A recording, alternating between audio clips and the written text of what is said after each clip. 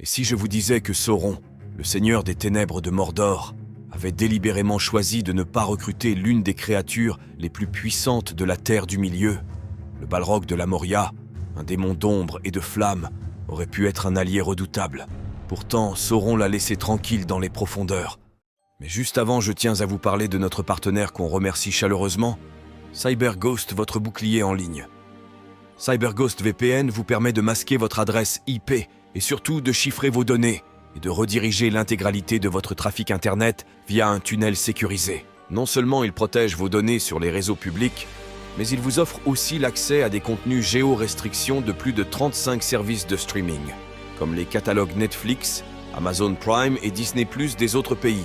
Facile à utiliser sur Windows, Mac OS, Android, iOS et même sur vos Smart TV et consoles, un seul abonnement sécurise simultanément 7 appareils. C'est le choix parfait pour protéger toute la famille. Mais ce n'est pas tout. CyberGhost VPN est recommandé par les grands noms de la tech et bénéficie d'excellents avis d'utilisateurs. En cas de besoin, un service client en français est là pour vous 24 heures sur 7. Et si vous pensez que la sécurité en ligne coûte cher, détrompez-vous. Avec notre super promo exclusive, bénéficiez de 83% de réduction et 4 mois gratuits, ce qui fait seulement 2 € par mois. Rejoignez les 38 millions d'utilisateurs satisfaits. Et si vous n'êtes pas convaincu, il y a une garantie satisfait ou remboursée sous 45 jours. Alors, cliquez sur le lien en description et naviguez en toute sécurité avec CyberGhost VPN. Dans les vastes halles de la Moria, le fléau de Durin dormait, une créature d'une puissance et d'une terreur immense. Ce Balrog, un Maya corrompu par Morgoth, possédait une force qui aurait pu faire pencher la balance dans la guerre de l'anneau. Pourtant, alors que les forces de Sauron marchaient à travers la Terre du Milieu, cet atout potentiel est resté inutilisé. En réfléchissant à la réticence de Sauron à recruter le Balrog, nous devons d'abord considérer la nature de cette terreur ancienne. Qu'est-ce qui a poussé cette créature d'ombre et de flamme à se réfugier dans les profondeurs de la Moria? La réponse réside dans l'essence même du Balrog. Le fléau de Durin, comme l'appelaient les nains, n'était pas simplement une bête de destruction. C'était un être aux motivations complexes, façonné par des millénaires d'existence et la chute de son maître sombre, Morgoth. Les actions du Balrog révèlent une créature poussée par la peur et un désir de solitude. Depuis la chute de Morgoth et la défaite de ses frères, il cherchait un refuge dans les profondeurs solitaires sous les monts brumeux, un sanctuaire loin des dangers qui l'attendaient à la surface. Ce désir d'isolement contraste fortement avec les ambitions de Sauron. Alors que le Seigneur des Ténèbres cherchait à étendre son emprise sur toute la Terre du Milieu, le Balrog se retirait davantage dans les ombres. Son esprit autrefois ardent brûlait maintenant d'un désir de solitude et d'un besoin d'être oublié. Comment alors Sauron aurait-il pu espérer plier une telle volonté à ses propres fins? Le défi de recruter cet être reclus devient encore plus apparent lorsque nous considérons son aversion pour le conflit. Le comportement du Balrog soulève une question intrigante. Le Balrog aurait-il volontairement rejoint la cause de Sauron, même s'il avait été approché? La réponse semble résider dans l'incompatibilité fondamentale entre la nature du Balrog et la vision de Sauron. Bien que tous deux soient des maillards corrompus par les ténèbres, leurs désirs divergeaient considérablement. Le Balrog, loyal à Melkor, incarnait le chaos et la destruction. Sauron, en revanche, convoitait l'ordre et la domination. Cette divergence d'objectifs aurait rendu toute alliance précaire au mieux. La préférence du Balrog pour le chaos aurait probablement contrecarré le besoin de Sauron pour un contrôle structuré. Le recruter aurait signifié non seulement le convaincre d'abandonner sa solitude, mais aussi de renouer avec le monde qu'il avait fui. De plus, nous devons prendre en compte le risque lié à une telle entreprise.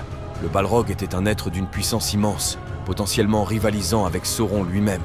Tentant de le recruter, Sauron aurait pu réveiller involontairement une force qu'il ne pouvait pas contrôler. Une force qui aurait pu se retourner contre lui ou perturber ses plans soigneusement élaborés. En contemplant ces facteurs, la complexité de la décision de Sauron devient claire. Le Balrog, avec son désir de solitude et de chaos, était en contradiction avec la vision de domination ordonnée de Sauron. Sa réticence à s'engager dans le conflit et sa peur profondément enracinée en faisaient un allié imprévisible et potentiellement peu fiable. Dans le grand jeu d'échecs de la Terre du Milieu, peut-être que Sauron voyait le Balrog non pas comme une pièce à jouer, mais comme une carte sauvage à laisser tranquille dans les profondeurs de la Moria. Quels calculs stratégiques ont conduit à la décision de Sauron de laisser le Balrog tranquille? Imaginez la terreur que ce démon ancien aurait pu semer parmi les forces du bien. Sa simple présence sur le champ de bataille aurait pu briser la détermination des guerriers les plus courageux. La puissance militaire du Gondor et du Rohan aurait pâli en comparaison d'une créature d'ombre et de flamme. La réponse réside dans le complexe réseau de dynamique de pouvoir et de risques que Sauron devait gérer. Considérons d'abord les défis qu'il aurait rencontrés pour contrôler une entité aussi puissante. Le Balrog, comme Sauron lui-même, était un Maya, un être d'origine divine. Cette nature commune posait un problème unique. Nous devons nous rappeler que le pouvoir de Sauron avait diminué au fil du temps, surtout après la perte de l'anneau unique. Le Balrog, ayant dormi pendant des âges, aurait pu percevoir Sauron comme affaibli et indigne d'allégeance. Cette perception aurait pu conduire à une lutte de pouvoir dangereuse, potentiellement sapant les plans soigneusement élaborés de Sauron. De plus, nous devons considérer la confiance de Sauron en ses forces existantes. Le Seigneur des Ténèbres commandait de vastes armées, incluant des créatures redoutables comme les Uruk-hai, les Mumak et les terrifiants Nazgûl.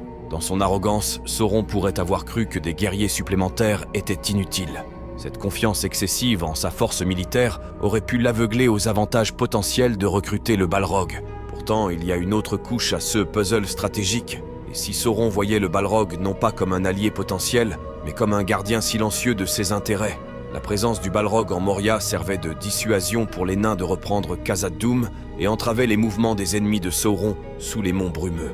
Sous cet angle, l'isolement du Balrog devient un atout stratégique, une menace cachée sous les montagnes, prête à frapper quiconque pourrait défier la domination de Sauron par en dessous. Sauron se souvenait probablement du conte édifiant de Melkor et Ungoliant, où un allié puissant est devenu un rival traître. Cette mémoire pourrait avoir influencé sa réticence à s'allier avec le Balrog, craignant qu'il ne crée involontairement un challenger à son propre trône sombre. Considérons le paysage stratégique des monts brumeux. En son cœur se trouvait la Moria, autrefois le plus grand des royaumes nains, maintenant un royaume sombre et périlleux. La présence du Balrog dans ses profondeurs créait un obstacle redoutable, qui servait les intérêts de Sauron de manière à la fois inattendue et profonde. L'héritage du peuple de Durin, autrefois puissant et prospère, était maintenant brisé par la créature même qu'ils avaient réveillée par inadvertance. Le roi d'Aïn d'Erebor s'est abstenu de tenter de reprendre les salles perdues de Khazad-dûm, en grande partie à cause de la présence menaçante du Balrog. Cette réticence n'était pas née de la simple prudence, mais d'une peur profonde qui s'était enracinée dans les cœurs du peuple de Durin. Un royaume nain ressurgi à la Moria aurait posé une menace significative aux ambitions de Sauron. Les halles de Khazad-dûm, restaurées à leur ancienne gloire, auraient pu devenir un bastion de résistance contre l'ombre croissante. Pourtant, la présence du Balrog assurait que la résurgence d'un royaume nain majestueux au cœur de la Terre du Milieu reste un rêve inachevé, un résultat que Sauron ne pouvait se permettre. Mais l'influence du Balrog s'étendait au-delà de la dissuasion des nains. Sa simple présence modifiait le flux de mouvement à travers la Terre du Milieu. La barrière posée par le Balrog sous les monts brumeux entravait les mouvements des ennemis de Sauron, tout en offrant à ses propres forces un passage libre à travers les sommets voilés à volonté. Ce contrôle des passages montagneux clés offrait à Sauron un avantage tactique significatif, permettant à ses forces de se déplacer librement tout en contraignant ses ennemis. Sans lever le petit doigt, Sauron avait transformé le Balrog en un allié involontaire, une sentinelle silencieuse gardant ses intérêts au cœur des monts brumeux. Cette approche ressemble fortement à une autre alliance indirecte de Sauron.